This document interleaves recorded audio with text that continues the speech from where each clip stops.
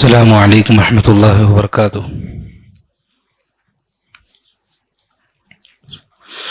الحمد للہ رب العالمین والصلاة والسلام علی سید الانبیاء والمرسلین وعلی آلہ وصحبہ اجمعین ومن تبعہم بإحسان الی یوم الدین، اما بعد۔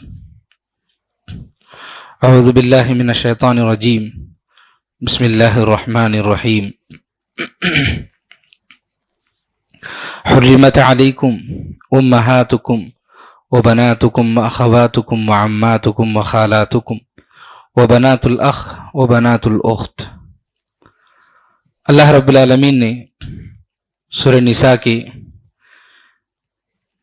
جیسا کہ کل کے درس میں بات آئی تھی کہ سورہ نساء غزوہ احد کے موقع پر بعض صحابہ کرام جب شہید ہو گئے تو جو بیوہ عورتیں تھیں اور جو یتیم بچے تھے ان کا مسئلہ کھڑے ہو گیا تھا، تو اس مسئلے کے حل کے لیے اللہ رب العالمین نے اس صورت کو نازل فرمایا۔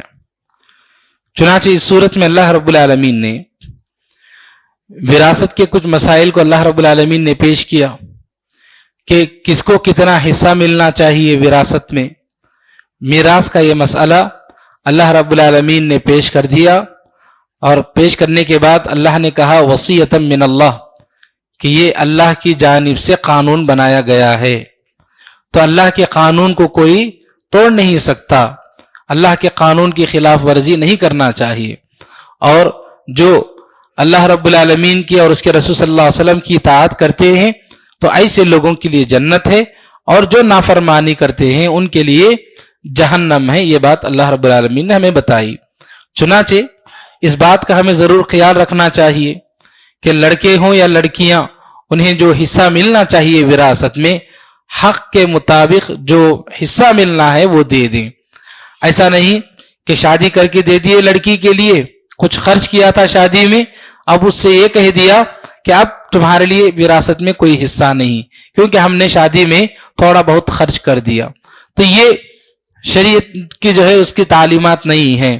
شرعی تعلیم کے حساب سے، قانون کے حساب سے لڑکا اور لڑکی کو وراثت میں جو حصہ ملنا ہے وہ حصہ برابر ملنا چاہیے، اور اس کے علاوہ وراثت میں جو بھی حقدار ہیں، ماں ہے، باپ ہے، بیوی ہے، تو ان لوگوں کو جو حقوق ملنا چاہیے وہ حقوق بھی برابر دیے جانے چاہیے، اس میں کسی طرح کے کس پر ظلم نہیں ہونا چاہیے۔ پھر اس کے بعد یہاں پر جیسا کہ آیت ابھی آپ کے سامنے پڑھی گئی کہ اللہ رب العالمین نے بعض رشتوں کا تذکرہ فرمایا کہ آدمی کس سے شادی کر سکتا ہے اور کس سے شادی نہیں کر سکتا، تو اللہ رب العالمین نے قانون بنا دیا۔ یہ قانون ابدی ہے، قیامت تک چلے گا، اس میں کسی طرح کی تبدیلی نہیں ہے کہ اس میں کوئی آدمی اپنی جانب سے یہ کہے کہ نہیں ہم فلاں سے بھی شادی کر سکتے ہیں یا پھر فلاں ہمارے لیے حرام ہے۔ جیسے مثال کے طور پر آج ہم ایک کلچر میں رہ رہے ہیں، غیر مسلم تہذیبوں کے درمیان میں ہم رہ رہے ہیں، تو بہت سارے لوگوں کے درمیان یہ خیالات ہیں جیسے کہ چچا کی بیٹی سے شادی کرنا حرام ہے یا پھر خالہ کی بیٹی سے شادی کرنا حرام ہے، کیونکہ دوسرے مذاہب کے کلچر میں یا ان کے عقائد میں یہ باتیں پائی جاتی ہیں۔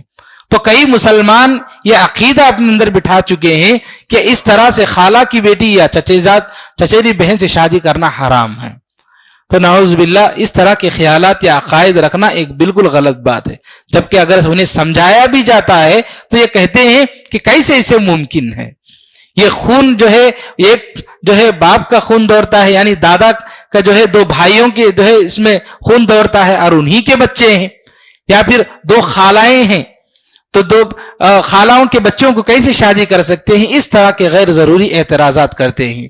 لیکن یہ سارے اعتراضات سے ہٹ کر کے ہمیں اللہ نے بتا دیا، ہمیں شریعت نے بتا دیا، بس ہمیں اس کی اتباع کرنی ہے، اس کے خلاف ہمارے پاس کسی طرح کا کوئی اعتراض ہرگز نہیں ہونا چاہیے۔ اس کے بعد اس صورت کے موضوعات میں سے ایک اہم موضوع یہ ہے کہ اللہ رب العالمین نے کہا یا ایھا الذین آمنوا لا تأکلوا اموالکم بینکم بالباطل، کہ اے ایمان والو تم آپس میں ایک دوسرے کا مال ناجائز طریقے سے مت کھاؤ، حرام طریقے سے مت کھاؤ، ناحق طریقے سے کسی کا مال مت کھاؤ، الا ان تکون تجارتا عن تراض منکم، اگر آپ تجارت دونوں طرف سے رضامندی کے ساتھ کرتے ہیں اور اس میں فائدہ اٹھاتے ہیں یعنی نفع اٹھاتے ہیں دونوں مل کر کے، تب ٹھیک ہے.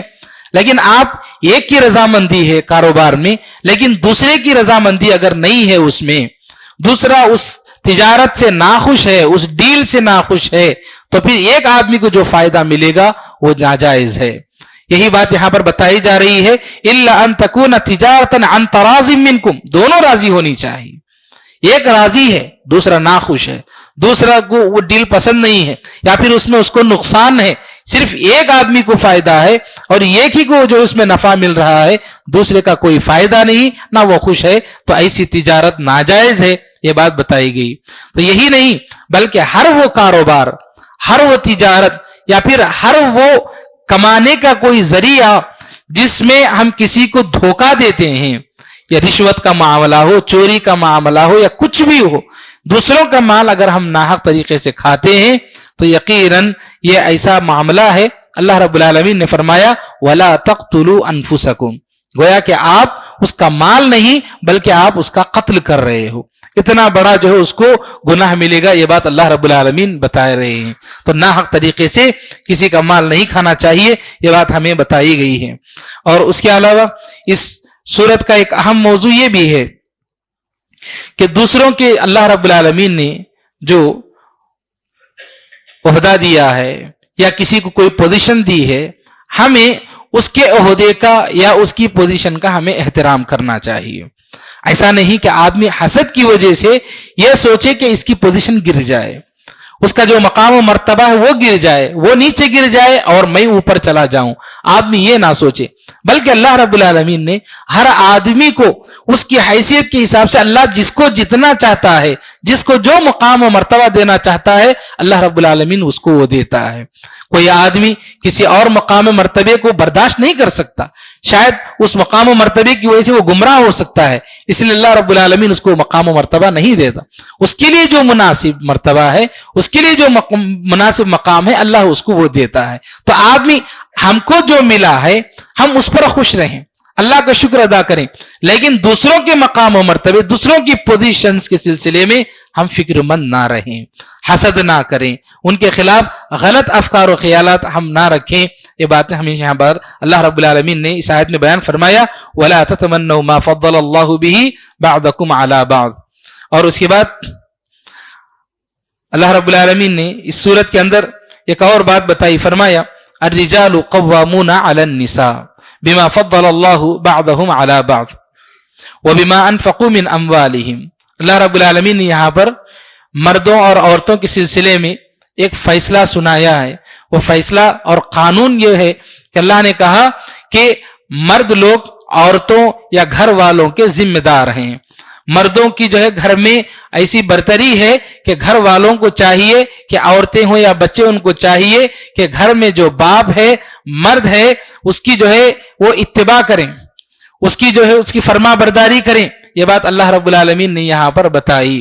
گھر میں گرچہ عورت مالی اعتبار سے مرد سے زیادہ ہو، گرچہ علمی اعتبار سے مرد سے زیادہ ہو یا عقل کے اعتبار سے مرد سے زیادہ ہو، اس کے باوجود بھی شریعت یہ تعلیم دیتی ہے کہ عورت کو چاہیے کہ وہ شوہر کی اتباع کرے، شوہر کی فرما برداری کرے. اگر عورت اپنے آپ کو یہ سمجھے کہ میں بہت زیادہ پڑھی لکھی ہوں یا میرے پاس مال زیادہ ہے یا میری عقل اس سے زیادہ ہے تو میں اس کی بات کیوں مانوں، میں اس کی بات نہیں مانوں گی. اس کی اگر وہ مخالفت کرے گی تو وہیں چل کر جو ہے معاشرے میں بگاڑ شروع ہوتا ہے اور گھروں میں بگاڑ شروع ہوتا ہے. تو اللہ رب العالمین نے یہاں پر نیک عورتوں کی صفات کا بھی تذکرہ کرتے ہوئے فرمایا فالصالحات قانتات حافظات للغیب بما حفظ اللہ. پہلی صفت نیک عورتوں کی اللہ رب العالمین نے یہاں پر بتائی کہ وہ اطاعت و فرما برداری کرتی ہیں. گرچہ مرد کیسا بھی ہو، کمزور ہو، کچھ بھی ہو اس سے، اس کے باوجود عورت پر اللہ رب العالمین نے یہ قانون بنایا ہے کہ وہ اپنے شوہر کی اتباع کریں، وہ اپنے شوہر کی اطاعت و فرما برداری کریں. یہ اللہ رب العالمین نے بتایا. اور یہ برتری کس نے دی ہے؟ سوال یہ ہے کہ کیوں ایک عورت کو اپنے شوہر کی جو ہے اطاعت و فرما برداری کرنا ہے، کیوں اللہ رب العالمین اس عورت کو فرما برداری کرنا ہے؟ یہ برتری کس نے دی؟ اللہ نے دی، دنیا کے کسی انسان نے نہیں دی، بلکہ اللہ نے قانون بتاتے ہوئے کہا الرجال قوامون علی النساء، کہ مرد لوگوں کا جو ہے ان لوگوں کی ذمہ داری ہے. اس مناسبت سے یہ قانون بنایا گیا کہ عورتوں کو چاہیے کہ وہ شوہروں کی اطاعت و فرما برداری کریں. گھروں میں ایسا بھی ہو سکتا ہے کہ کسی گھر میں عورتوں کا جو ہے ڈومینیشن ہو، لیکن اس کے باوجود بھی انہیں چاہیے کہ وہ مردوں کی اور شوہروں کی جو ہے اطاعت و فرما برداری کریں. شریعت یہ تعلیم دیتی ہے. ایک نیک عورت کے سلسلے میں اللہ کے نبی صلی اللہ علیہ وسلم نے کیا بات بتائی؟ دیکھیے عبد الرحمن بن عوف رضی اللہ تعالیٰ عنہ بیان کرتے ہیں، نبی صلی اللہ علیہ وسلم نے فرمایا جو عورت 5 وقتہ نماز پڑھتی ہے، رمضان کے روزے رکھتی ہے، اپنی عصمت کی حفاظت کرتی ہے اور شوہر کی اطاعت و فرما برداری کرتی ہے، قیامت کے دن اس عورت سے کہا جائے گا کہ جنت کے دروازوں میں سے تو جس دروازے سے داخل ہونا چاہتی ہے داخل ہو جا. یہ ایک نیک صفت کو اللہ رب العالمین اتنی بڑی جو ہے فضیلت دے گا، اتنا اونچا مقام دے گا. چنانچہ عورتوں کو دنیا میں خواہ مخواہ کے، یعنی یہ کہ مساوات کی بات جو کرتے ہیں کہ مردوں کے برابر ہمیں حصہ ملنا چاہیے ہر چیز میں، یہ جو ہے صحیح نہیں ہے. اللہ نے مردوں کو کچھ حقوق دیے ہیں، عورتوں کو کچھ حقوق دیے ہیں. مردوں کی اپنی جگہ پر کچھ فضیلت الگ ہے اور عورتوں کی اپنی جگہ پر ان کی کچھ فضیلت ہے. تو فضیلت کے اعتبار سے، مقام و مرتبے کے اعتبار سے یا حقوق کے اعتبار سے دیکھا جائے تو اللہ نے کسی پر ناانصافی نہیں کی ہے. سب کو اپنے برابر حقوق ملے ہیں، لیکن ایک دوسرے سے کمپیئر نہ کریں. اللہ نے جو حقوق دیے ہیں، جو مقام و مرتبہ دیا ہے، اس کے حساب سے مرد بھی اور عورت بھی چلیں تو پھر انشاءاللہ دنیا بھی کامیاب اور آخرت بھی کامیاب ہو جائے گی. یہ قانون اللہ رب العالمین کا ہے. اس کے بعد اللہ رب العالمین نے سورت کے اندر ایک بات بتائی، فرمایا کہ اگر میاں اور بیوی میں، شوہر اور بیوی میں کچھ جھگڑے ہو جائیں، کچھ اختلافات ہو جائیں، تو مرد پر یہ ذمہ داری بنتی ہے کہ اگر عورت سے زبانی طور پر یا اپنی حرکت سے کوئی غلطیاں اگر عورت کرتی ہے، بیوی کرتی ہے، تو مرد فوراً طلاق تک نہ چلا جائے، فوراً غصے میں آ کر طلاق تک نہ جائے، بلکہ اپنی بیوی کی، اپنے گھر کی، یعنی اپنے گھر کی عورت کی کیسے تربیت کرنا ہے، کیسے سدھار لانا ہے، اللہ رب العالمین نے ایک طریقہ بتایا. اللہ رب العالمین نے جو ہے ایک اصول بتایا. فرمایا اللہ رب العالمین نے واللاتی تخافون نشوزہن، اگر آپ اپنی بیویوں کی حرکتوں سے، اب نافرمانی سے اگر پریشان ہیں تو اللہ رب العالمین نے کہا فعظوہن، تو پہلا سٹیپ بتایا گیا کہ آپ سمجھائیے، نصیحت کیجئے. پھر اس کے بعد وَهْجُرُوهُنَّ فِي الْمَضَاجِعِ، اگر اس کے باوجود بھی وہ نہیں سنتے ہیں تو اپنے بستر کو الگ کر لیجئے تاکہ احساس پیدا ہو. پھر فرمایا وَضْرِبُوهُنَّ، اگر اس کے باوجود بھی وہ سرکشی پر اتر آئے، عورت سرکشی پر اتر آئے، سخت نافرمانی پر اتر آئے، تو پھر ہلکی سی جو ہے تادیبی ایک مار مارے. مار کا مطلب بالکل جانوروں جیسی نہیں، جیسے لوگ جو ہے چہرے پر یا ادھر ادھر مار دیتے ہیں، ایسا نہیں. ایک شوہر کو اللہ رب العالمین نے یہاں پر تادیبی مار کی اجازت دیتا ہے. جیسے ایک باپ اپنے بچے کو جو ہے تربیت کرتے ہوئے ہلکی سی ایک مار دیتا ہے تاکہ بچے کی تربیت ہو، تو اسی طرح سے عورت کو ایک ہلکی سی تادیبی مار مارے تاکہ عورت کی تربیت ہو. یہ اللہ رب العالمین نے بتایا. فَإِنْ أَطَعْنَكُمْ فَلَا تَبْغُوا عَلَيْهِنَّ سَبِيلًا، پھر وہ آپ کی بات مان لیتی ہیں تو آپ جو ہے ان کے ساتھ اچھے سے رہیے. اگر نہیں مانتے ہیں تو پھر اس کے بعد اللہ رب العالمین نے ایک بات بتائی. فرمایا وَإِنْ خِفْتُمْ شِقَاقَ بَيْنِهِمَا فَابْعَثُوا حَكَمًا مِّنْ أَهْلِهِ وَحَكَمًا مِّنْ أَهْلِهَا. جب بات اتنی آگے بڑھ جائے کہ عورت ماننے کے لیے تیار نہیں، دونوں کی زندگیاں ملنے کے لیے تیار ہی نہیں ہے، کوئی حل نکلنے کا جو ہے کوئی وہاں پر مسئلہ ہی نہیں ہے، تو ایسی صورت میں آپ ایک کام کر دیجئے کہ دونوں خاندانوں میں سے ایک آدمی کو، مرد کے خاندان سے ایک آدمی کو اور عورت کے خاندان سے ایک آدمی کو لا کر دونوں کو حکم بنایا جائے اور دونوں کے درمیان جو کچھ بھی صلح ہو سکتی ہے یا پھر جو کچھ بھی معاملہ ہو سکتا ہے وہ معاملہ کر دیجئے. لیکن پہلے سٹیپ میں اللہ رب العالمین نے نہیں کہا کہ آپ طلاق دے دیجئے یا گھر کو الگ کر لیجئے. یہ اللہ رب العالمین نے نہیں کہا، کیونکہ طلاق ایک بدترین چیز ہے. اللہ رب العالمین کو سخت ناپسندیدہ چیز ہے طلاق، لیکن لوگ بڑی آسانی سے طلاق کی طرف چلے جاتے ہیں، جبکہ اسلام میں طلاق کی اتنی قباحت آئی ہے اللہ رب العالمین کو پسند نہیں ہے. تو پہلے ہی مرحلے میں آدمی طلاق کی طرف نہ جائے، بلکہ اس سے پہلے جتنی کوششیں ہو سکتی ہیں ہر کوشش کرے.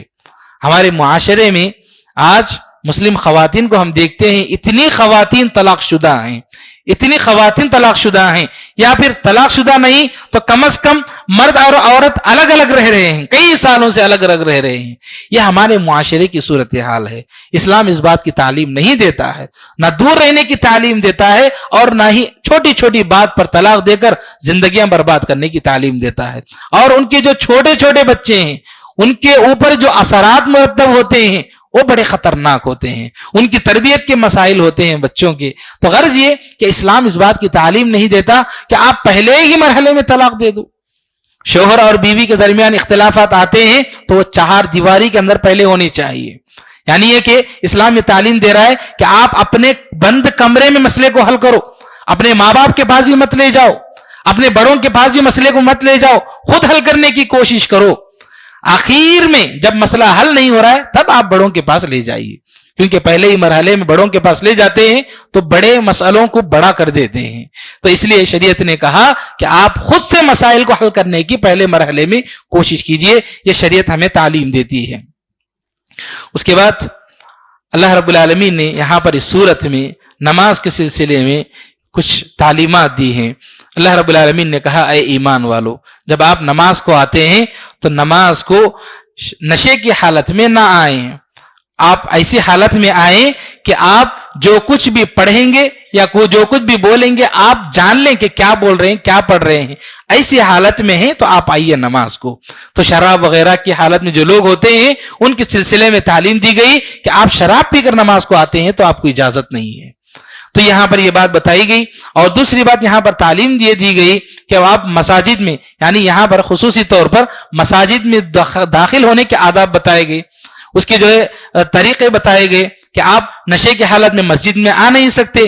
اور دوسری بات یہ بتائی گئی کہ اگر آپ جنوبی ہیں، یعنی آپ اپنی بیوی سے ہم بستری کر چکے ہیں، آپ نے غسل نہیں کیا ہے، تو ایسی حالت میں آپ مسجد میں داخل مت ہونا. ہاں اللہ رب العالمین نے کہا الا عابری سبیل. ہاں اگر ایسا معاملہ ہے، آج کل تو ایسے حالات نہیں ہیں، اگر ایسی حالت آ جائے کہ آپ گھر کا راستہ مسجد کے اندر ہی سے ہے، مسجد کے سامنے سے صحن میں سے اس طرح سے ہے، تو مجبوری کی حالت میں آپ جا سکتے ہیں، ورنہ آپ بغیر غسل کیے مسجد میں نہ آئیں. یہ بات اللہ رب العالمین نے بتائی. اور ایک بات اللہ رب العالمین نے بتائی وَإِن كُنتُم مَرْضَىٰ أَوْ عَلَىٰ سَفَرٍ أَوْ جَاءَ أَحَدٌ مِّنكُم مِّنَ الْغَائِطِ أَوْ لَامَسْتُمُ النِّسَاءَ فَلَمْ تَجِدُوا مَاءً فَتَيَمَّمُوا صَعِيدًا طَيِّبًا. اگر آپ بیمار ہیں، غسل نہیں کر سکتے ہیں یا پھر وضو نہیں کر سکتے ہیں، اگر آپ سفر میں ہیں، پانی نہیں ہے، یا پھر یہ کہ آپ قضاء حاجت کو جا چکے ہیں اور پھر جو ہے یا آپ اپنی بیویوں سے صحبت اختیار کر چکے ہیں، اگر آپ کے پاس پانی نہیں ہے یا پھر بیماری ہے، پانی استعمال نہیں کر سکتے، تو شریعت نے کہا فَتَيَمَّمُوا صَعِيدًا طَيِّبًا، آپ پاک مٹی سے تیمم کر لیجئے. تو کتنا ہماری شریعت دیکھیے کتنی جو ہے اس میں کتنی آسان تعلیمات ہیں. مشکل اور پریشانیوں کا سامنا کرنے کی ضرورت نہیں ایک مسلمان کو. آپ کے پاس پانی ہے، پانی استعمال کیجئے. اگر پانی نہیں ہے یا بیمار ہیں آپ، تیمم کر لیجئے. اور تیمم کا طریقہ بھی ہمیں معلوم ہونا چاہیے کہ تیمم کا طریقہ کیا ہے.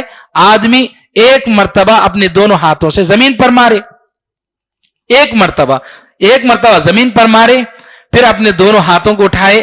اگر مٹی لگی ہوئی ہے تو پھونک مارے ایک مرتبہ، اگر زیادہ نہیں لگی ہوئی ہے تو بس ایسے ہی اپنے چہرے کو اس کا مسح کرے. پھر اس کے بعد اپنے دونوں جو ہاتھ ہیں اس طرح سے مسح کر دے، بس یہ کافی ہے. یہی تیمم کا طریقہ اللہ کے نبی صلی اللہ علیہ وسلم نے ہمیں سکھایا. اس کے علاوہ مختلف طریقے لوگ بتاتے ہیں، لیکن ان سارے طریقوں کا کوئی ثبوت نہیں ہے. جو ثبوت ہمارے پاس ہے اللہ کے نبی صلی اللہ علیہ وسلم نے سکھایا، بس اس طریقے کو اپنائیں. تو غرض یہ کہ تیمم یہ ایک غسل کے بدیل بھی ہے اور وضو کا بدیل بھی ہے. جس آدمی کے لیے غسل واجب ہے وہ پانی استعمال نہیں کر سکتا یا پانی نہیں، وہ بھی تیمم کر سکتا ہے مجبوری کی حالت میں.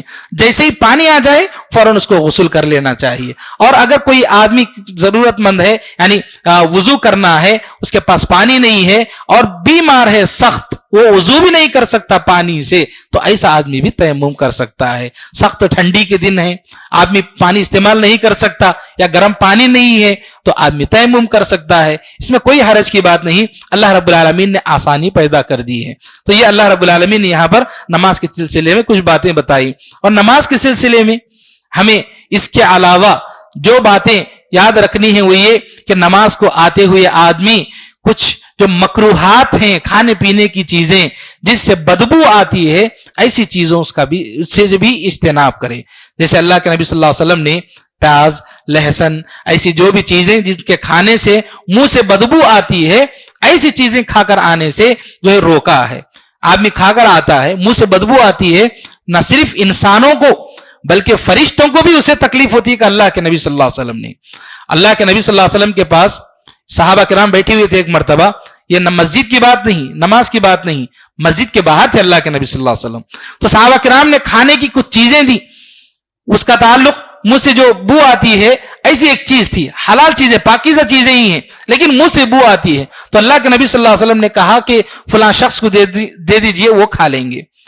تو پھر پوچھا گیا کہ اللہ کے نبی آپ کیوں نہیں کھاتے ہیں؟ تو کہا میرے پاس ایک فرشتہ آتا ہے، یعنی جبریل علیہ السلام آتے ہیں، میں ایسے فرشتے سے بات چیت کرتا ہوں جو آپ نہیں کرتے ہیں، اور میں جب وہ کھاتا ہوں میرے منہ سے بدبو آئے گی تو جبریل کو تکلیف ہوگی، چنانچہ میں اس چیز کو نہیں کھاتا ہوں۔ تو چنانچہ مسجد کو آتے ہوئے ہمیں اس بات کا خیال رکھنا چاہیے کہ اگر لوگ، پہلی بات تو یہ کہ بیڑی، سگریٹ وغیرہ جیسی جو گندی چیزیں ہیں جو ہم کھاتے پیتے ہیں بہت سارے لوگ، ان ساری چیزوں سے بچنے کی ضرورت ہے، اور خصوصی طور پر مسجد کو آتے ہوئے کئی لوگوں کو ہم دیکھتے ہیں کہ اسموکنگ کر کے مسجد کو آ جاتے ہیں، وضو تو کر لیتے ہیں، اس کے باوجود منہ میں بدبو رہتی ہے، اس سے آزو بازو کے لوگوں کو بھی تکلیف ہوگی اور اس سے فرشتوں کو بھی تکلیف ہوگی۔ ان باتوں کا جو ہے ہمیں خیال رکھنے کی ضرورت ہے۔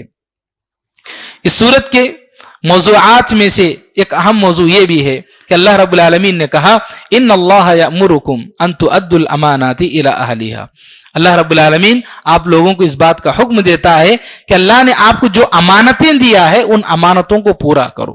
ہر انسان کے اوپر کچھ ذمہ داریاں ہیں، ہر انسان کے پاس کچھ امانتیں ہیں۔ مثال کے طور پر شوہر، اس کے پاس ایک امانت ہے اپنی بیوی کا جو ہے خیال کرے، باپ، اس کے بچے اس کے پاس ہیں، بچے اس کی امانت ہیں، تو بہت ساری امانتیں ہمارے پاس ہوتی ہیں۔ تو اللہ نے کہا کہ آپ کو جو بھی ذمہ داری دی گئی ہے بطور امانت، آپ اس امانت کا خیال کیجئے، اس کا جو ہے لحاظ رکھیے، آپ اس امانتوں کو پورا کیجئے۔ یہ بات اللہ رب العالمین نے ہمیں بتائی ہے۔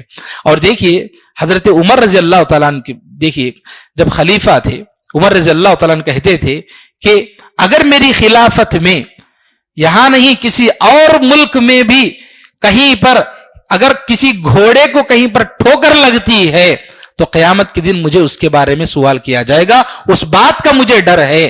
یہ خدشہ، یہ خوف، یہ ذمہ داری کا احساس تھا عمر رضی اللہ تعالیٰ عنہ کے پاس۔ تو یہی احساس ہم میں سے ہر ایک کے پاس ہونا چاہیے۔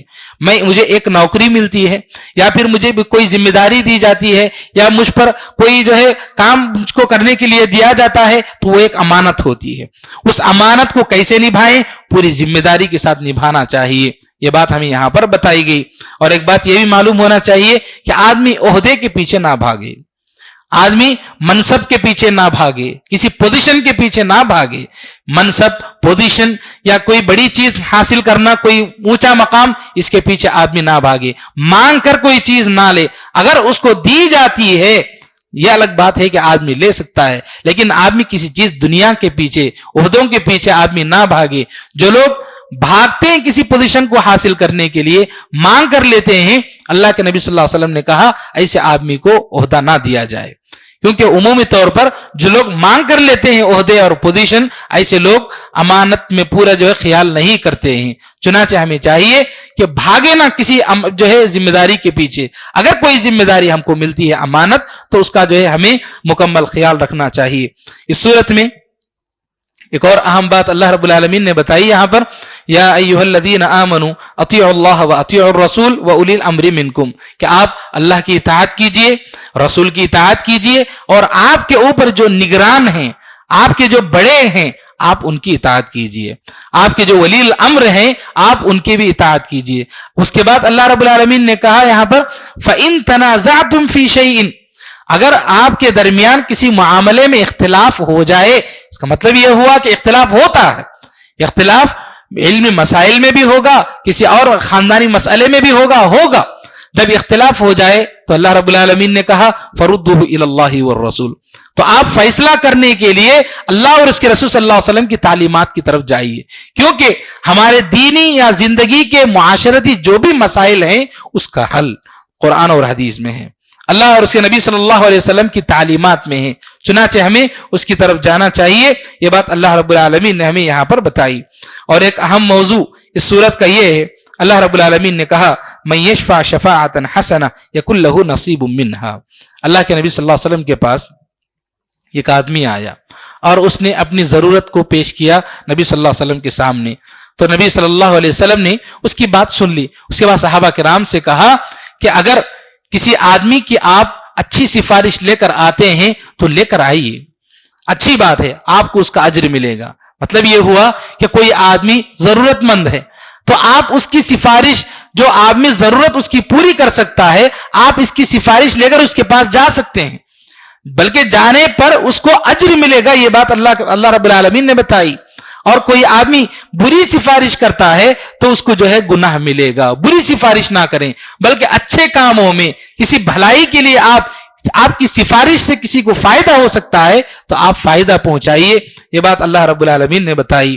ایک آخری بات یہ ہے، اللہ رب العالمین نے اس پارے کے اخیر میں، 5ویں پارے کے اخیر میں منافقین کی ایک صفت کا تذکرہ فرمایا کہ منافقین نماز میں سستی کرتے ہیں. وَإِذَا قَامُوا إِلَى الصَّلَاةِ قَامُوا كُسَالَىٰ، جب وہ نماز کے لیے کھڑے ہوتے ہیں، نماز قائم کرتے ہیں تو سستی اختیار کرتے ہیں. اب یہ سستی اختیار کرنے سے اس کا کیا مطلب ہے؟ اس کا مطلب بہت ساری چیزیں ہیں. جیسے آدمی ہر نماز میں لیٹ سے آتا ہے، یا پھر ہر نماز کی جو قضا کرتا ہے وقت پر نہیں پڑھتا ہے، یا پھر بیزارگی سے آتا ہے، تو یہ ساری چیزیں اس کے اندر آتی ہیں. آدمی شوق سے نماز پڑھے، اللہ رب العالمین کو خوش کرنے کے لیے پڑھے، وقت پر پڑھے، یہ جو ہے نماز کا طریقہ ہے. آدمی جو ہے تاخیر سے پڑھ رہا ہے، یا لوگوں کو دکھانے کے لیے پڑھ رہا ہے، یا سستی سے پڑھ رہا ہے، تو اللہ رب العالمین نے کہا یہ منافقین کی نشانی ہے. اس لیے ہمیں نمازوں میں وقت کی پابندی کرنے کی ضرورت ہے. ہم دیکھتے ہیں معاشرے میں بہت سارے لوگوں کو ہر نماز میں 2 رکعت 3 رکعت یا 1 رکعت، ہر نماز میں تاخیر، ہر نماز میں تاخیر. کبھی کبھار تاخیر ہو جائے تو یہ الگ بات ہے، لیکن ہر نماز میں تاخیر سے آنا یہ اچھی بات نہیں ہے. ہمیں وقت پر جو ہے نماز پڑھنے کی پابندی کرنے کی ضرورت ہے. رب العالمین سے دعا ہے کہ اللہ تعالی ہم سب کو ان باتوں پر عمل کرنے کی توفیق نصیب فرمائے. رب العالمین ہمیں جو بھی عبادات کر رہے ہیں اللہ پوری عبادات کو اخلاص کے ساتھ انجام دینے کی توفیق نصیب فرما. رب العالمین ہمارے اعمال کو قبول فرما. رب العالمین ہمارے گناہوں کو معاف فرما. رب العالمین ہمارے جو بھی بیمار ہیں اللہ انہیں شفا کاملہ اور عاجلہ عطا فرما.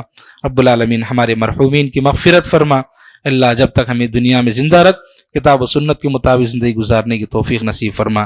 جب موت آئے خاتمہ بالخیر فرما. آمین. واخر دعوانا الحمد للہ رب العالمین. ربنا تقبل منا انک انت السمیع العلیم وتب علینا انک انت التواب الرحیم برحمتک یا ارحم الراحمین والحمد للہ رب العالمین.